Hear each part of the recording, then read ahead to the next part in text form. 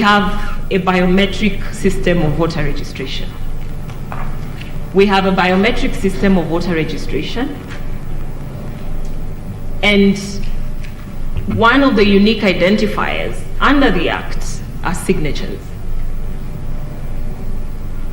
It is incumbent upon the Commission, and more particularly because of the fact that taxpayers pay for the work of the Commission.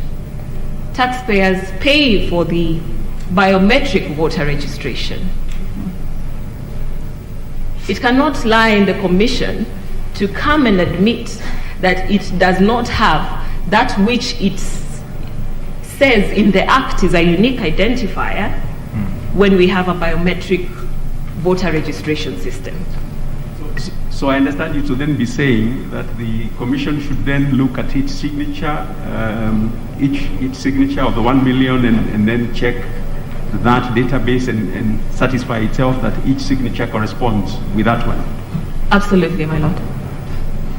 If I could just follow, are you suggesting that registered voters who do not have signatures cannot participate, cannot be the support an initiative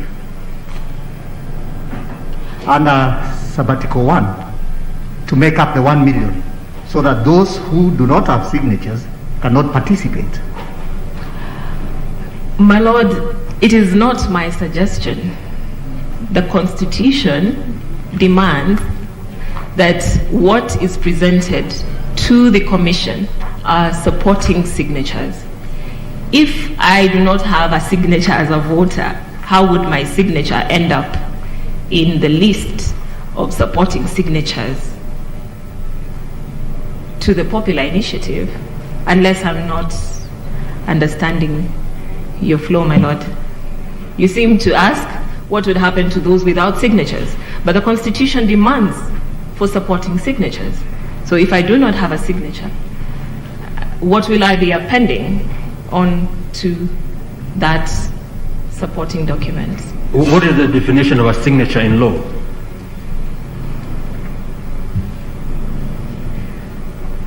You remember that in the Stanley Njindo Matiba case versus Moi, that issue arose whether the petitioner who could not sign because he was paralyzed, whether he could present a petition. You remember that? Mm-hmm. So the question is, a signature is required. What is a signature in law?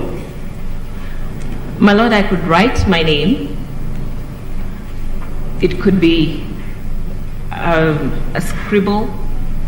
It could be a thumbprint, if that is how I have, that is what I have indicated to the Commission, is what identifies me as that voter.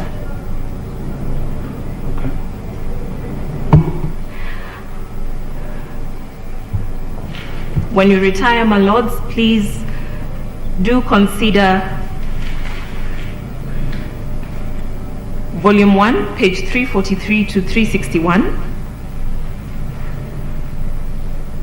Professor Albert Stam on methods of state constitutional reform addresses the same issue, more particularly at paragraph 347.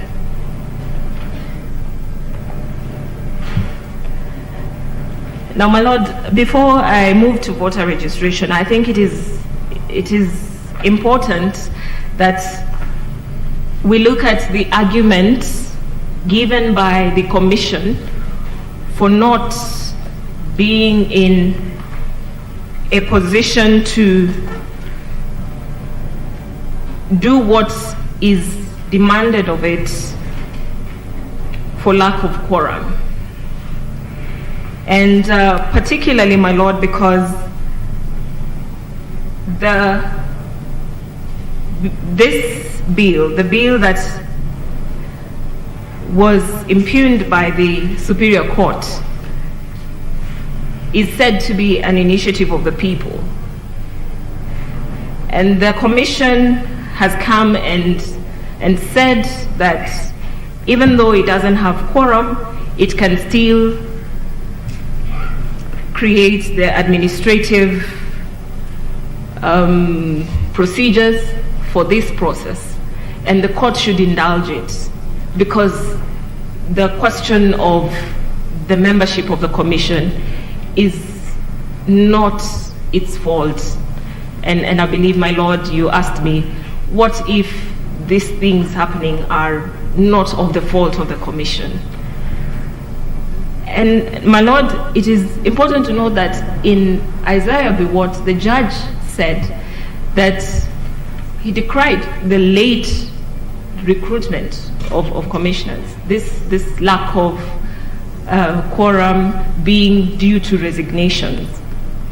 And I think it is important, my Lord, for us, just before I move from that point, so that we can understand what the court is being asked to do here when it is asked to overturn the findings of the High Court. The commission, which concedes it has only 3 commissioners, is here saying it can still proceed to do what it needs to do despite the diminished membership. The Attorney General, who is the advisor of government, including the commission, is also here saying the same thing. Let's overlook that issue because it's not the commission's fault. The president, upon whom the responsibility to declare vacancies in the commission is placed by Section 7 of the IBC Act, is also here.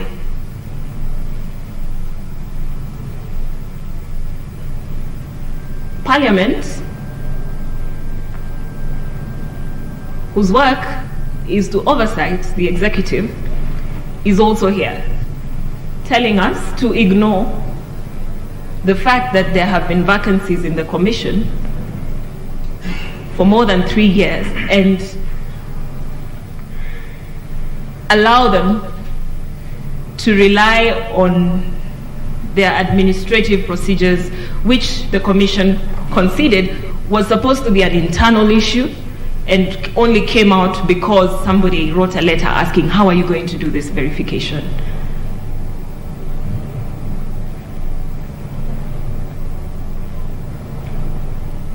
Never once has the commission, unless,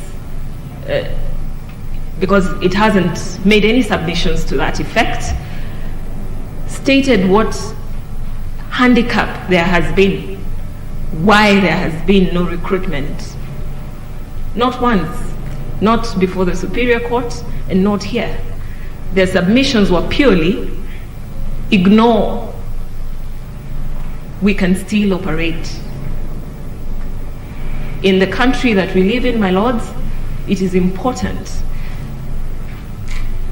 that we take notice of all those in power who ought to do their work within the precincts of the Constitution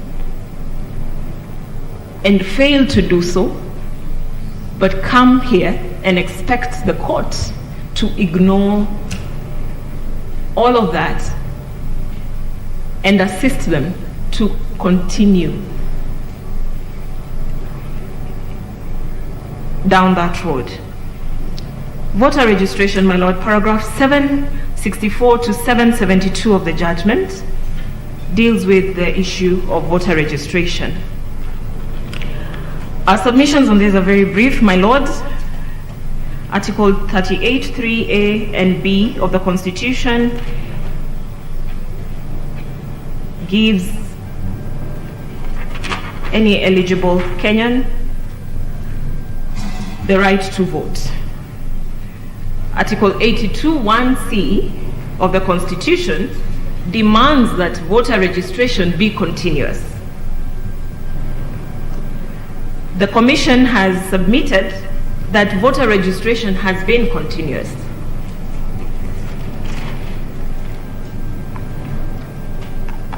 Notwithstanding that the Gazette notice filed indicates that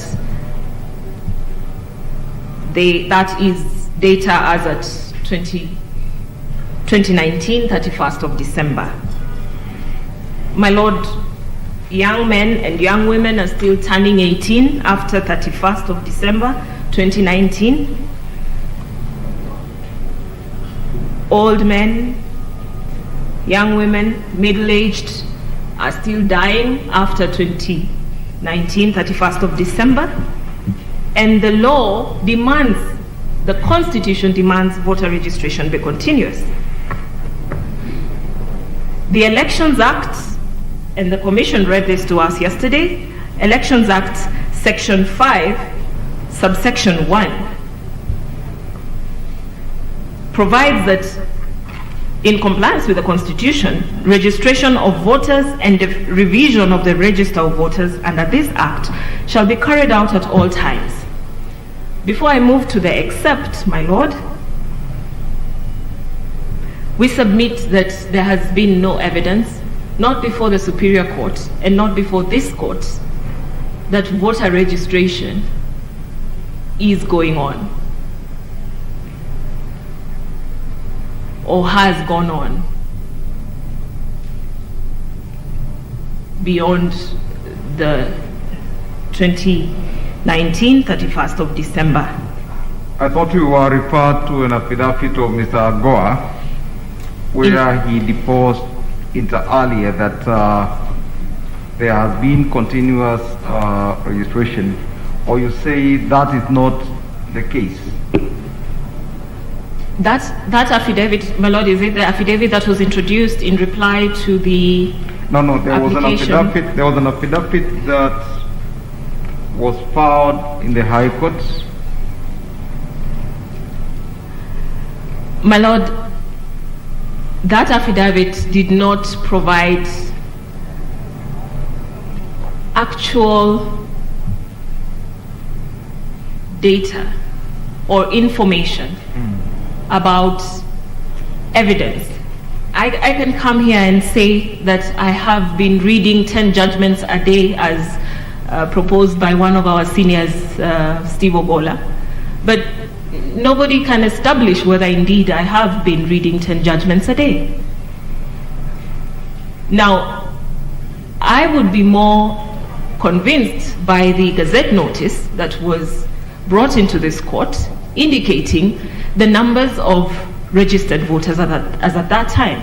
And my Lord, it is a matter of public notoriety, really, that there has been no voter registration.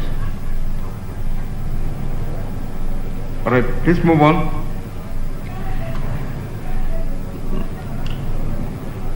My Lord, the appellants have an issue and seek that this court overturns the finding of the High Court that no referendum should take place until there has been mass voter registration, nationwide voter registration.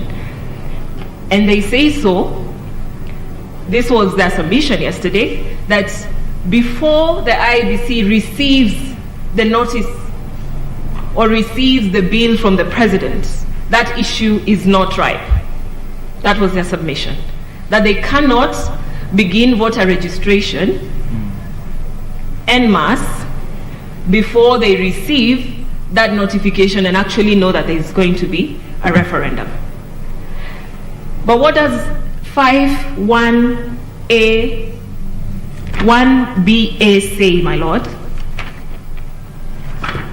Registration of voters and revision of the register of voters under this Act shall be carried out at all times except, when you go to BA, in the case of a referendum, between the date of the publication and the date of the referendum.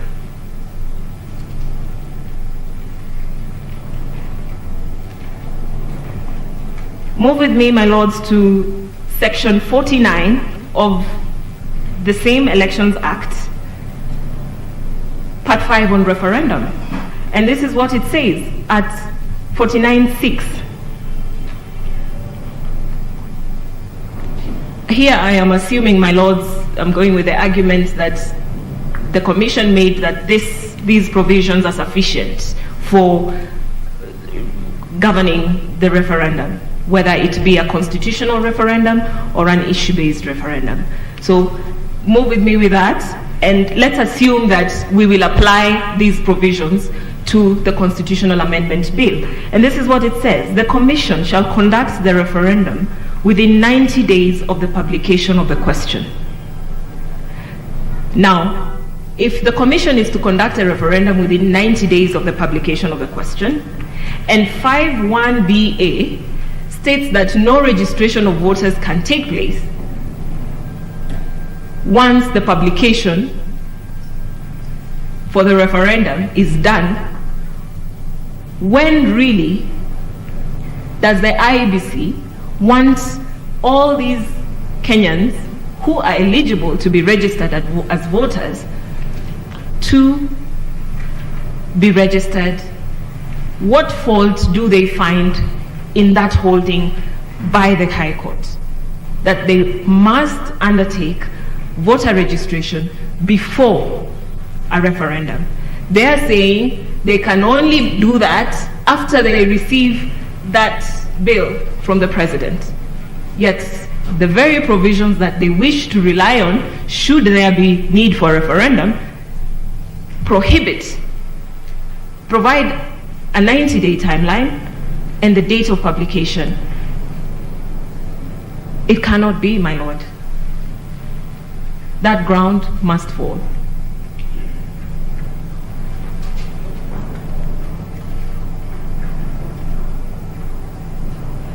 Public participation. The IEBC, among the other appellants, insisted that it is the plebiscite where the people participate. That is the heart of public participation in a popular initiative. We submit, my lord, and I will not extensively submit on what John Locke and Montesquieu provide in the Two Treaties and the Spirit of Laws, Volume 1, page 240 to 296 and 339. It is our submission, my lord, that public participation is an incidence of the social contract, and it need not be textualized under 257 for it to be effectuated, or for the right to inhere upon the people. And my lord, it is important that we look at the JLAC report and what it said about public participation. Volume 4 at page 1375 to 1559. That's the entire report. But on the question of public participation, this was the recommendation at paragraph 409 of the report at page 1495.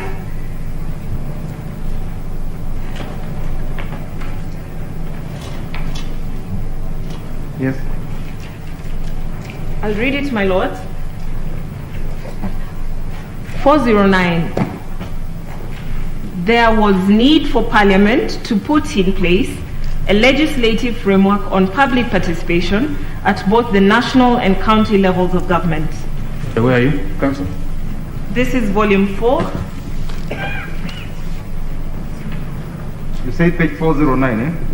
14, paragraph 409 of the report, but page 1495. 1495. Yes.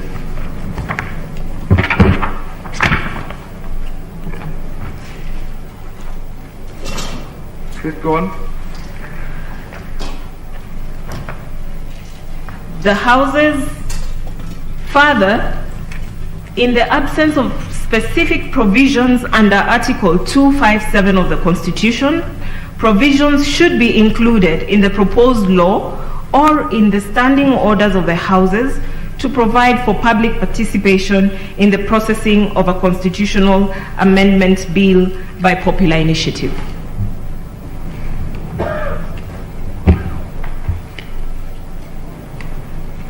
Yes. My lord, we move on to publication of that bill, page 1501 at paragraph 437,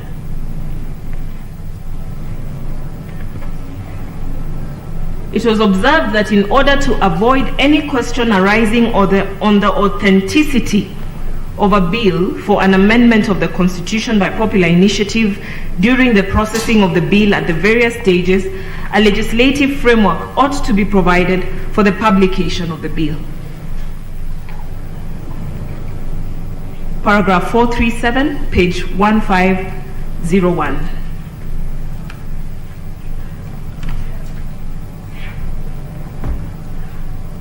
My Lord, an amendment proposal through the parliamentary initiative cannot be placed before the House for the second reading within 90 days of its first reading. That is in the standing orders of Parliament. And that was the basis of the controversy in Parliament on whether or not, as Parliament considered the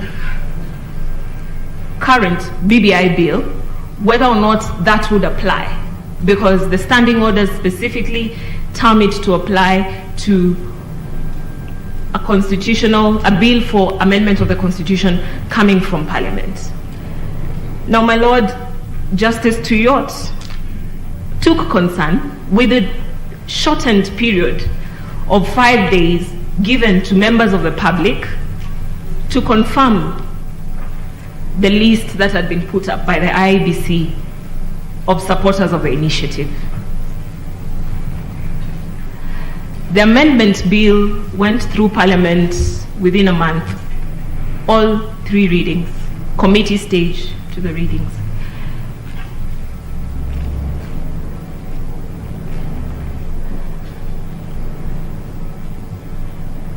It was submitted here that what is not expressly prohibited is allowed.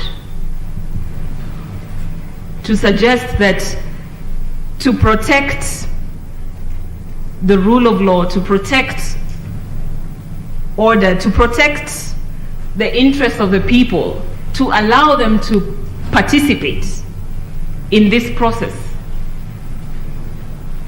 we must write it down. Parliament proposed that there must be legislation to provide for these gaps that we all seem to see in the process of the popular initiative constitutional amendment.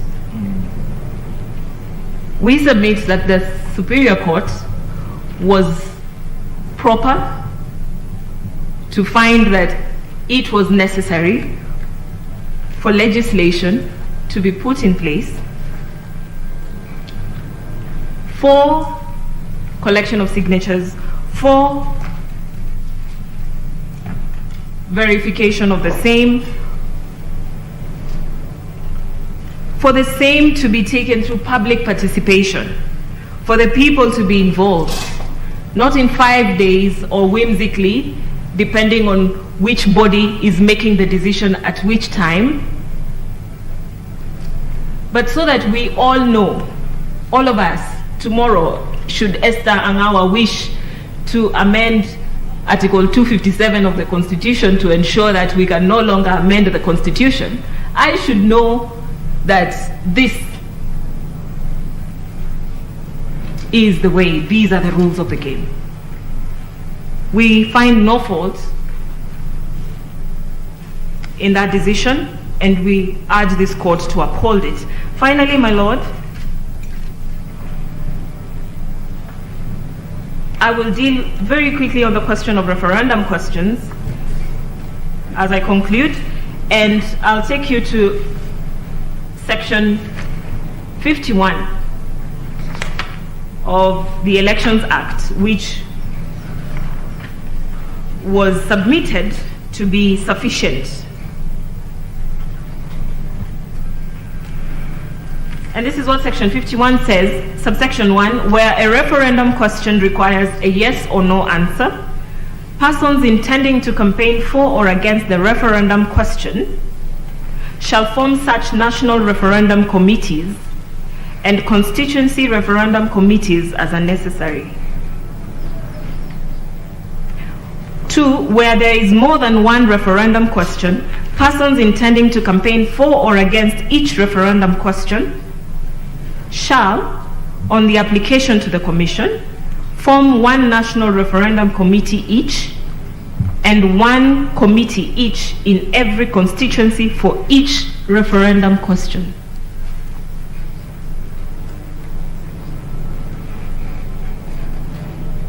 It is not in doubt that the wording in Article 257 is in singular, a proposal for the amendment.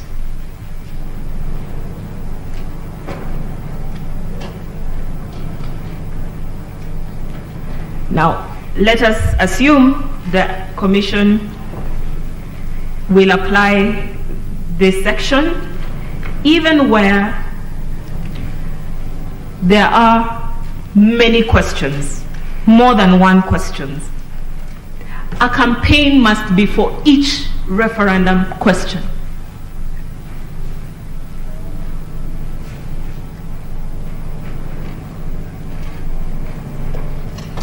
It is our submission that each amendment proposal in the bill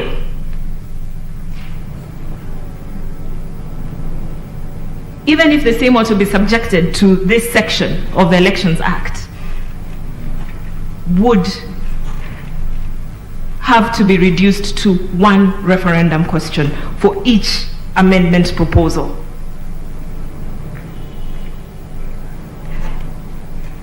And my Lord, to help us understand why this is important, the need for one, I'll refer the court to volume 6 of our bundle.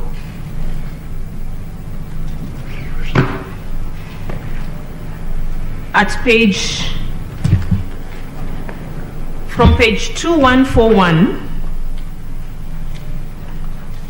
to page 2160.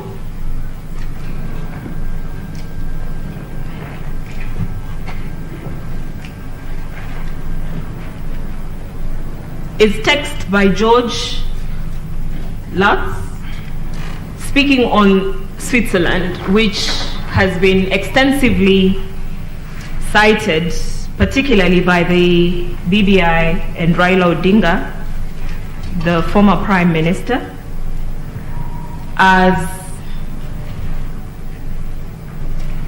the epitome of citizens' initiative. And my Lord, I refer you to page 2148.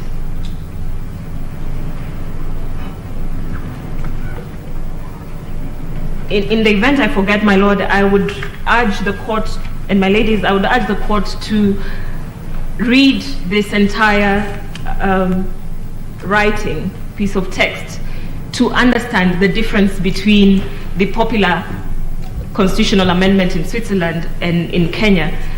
It's quite different from what the appellants wish the court to understand, but because of time, let me just take you straight to 214 at the second paragraph. That should be line 10. The first, under the Swiss constitution, it is their parliament to decide first whether an initiative is contrary to international law or does not comply with the requirements of consistency of form and of subject matter, and if the parliament finds so, then it invalidates that initiative. But these are the grounds that are given, and the reason why there must be a single issue in a single initiative. The first is the requirement of consistency of form and of subject matter, which means that there should not be more than a single issue in a single initiative. For example, one cannot combine an increase in taxes with a limitation on the number of foreigners in the same initiative, because a voter may be in favor of one but against the other, and as a consequence cannot really vote yes or no.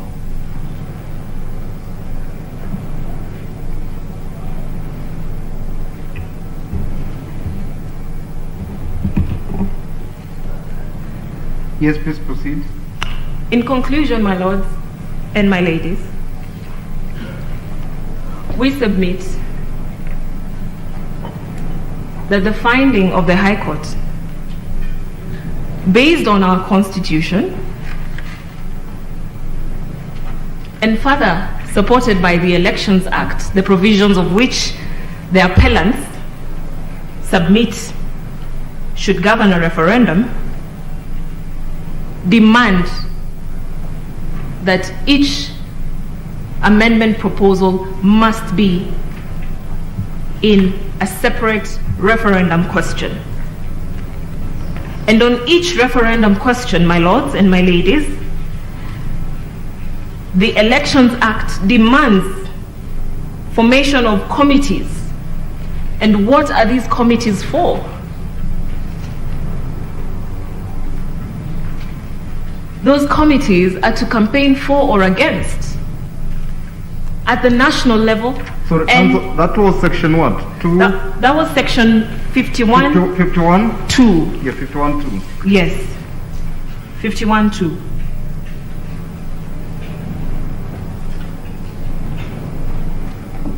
One as well, my lord.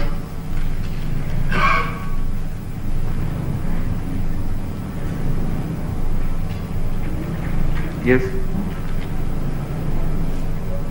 And the point I wish to make there, my lord, is that we cannot take public discussion, public engagement, public participation outside this process to the ballot as proposed by the appellants. It cannot be an issue of the ballot. That is not where public participation inheres. That is the conclusion of a process that must involve people throughout. And that section 51 is important. That is what those committees are for those discussions. And I dare submit, my lord, those committees seated together with people is an aspect of the Constituent Assembly as they sit and discuss those issues. This amendment, why do we need a prime minister? Why do we need a 7-year tax break? All those are happening in a space of discourse between Kenyans. It is not public participation at the ballot, and the High Court was proper in finding that public participation, civic education, I think perhaps when we use big words, maybe we feel that we're not saying the same thing. When you're campaigning against something or campaigning for something, what would convince my senior Mutuma here? How would I convince him that this is the reason why you should vote for a prime minister? Or this is the reason why you should vote for the judiciary ombudsperson? We must have a discussion. Civic education may have been made a fancy affair by NGOs and civil society and all of that, but it is more than that. And if those provisions on the referendum submitted by the Commission should apply, I see no reason why the appellants have an issue with the findings of the Superior Court? None at all. I rest.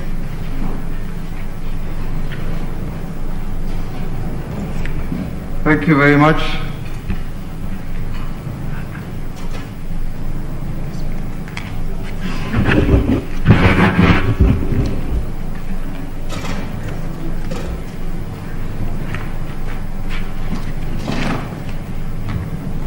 I will need the podium, my lord. I'll need the podium. This is Mr. Mutuma For the 19th, 20th, and 21st respondents. 19th, 20th, and 21st. What are their names? That's Third Way Alliance Party, Miruru Waweru, and Dr. Angela Mukali. Those are the petitioners in the High Court and the respondents in this matter. All right. Thank you, Mr. Mutuma. Considering that Mr. Harvey and Ms. Angawa have covered very good ground, how long do you require? We've actually managed without necessarily having to repeat the very same arguments. What is reasonable for you? My president had donated the remaining 10 minutes, but we can stick to our 2 hours for 2 reasons, my lord. Is that we will have to... We will adopt the Kipkosgei formula. The 10 minutes were donated to the court. Much obliged. I stand guided, my lord. So the 2 hours are enough because we'll have to talk about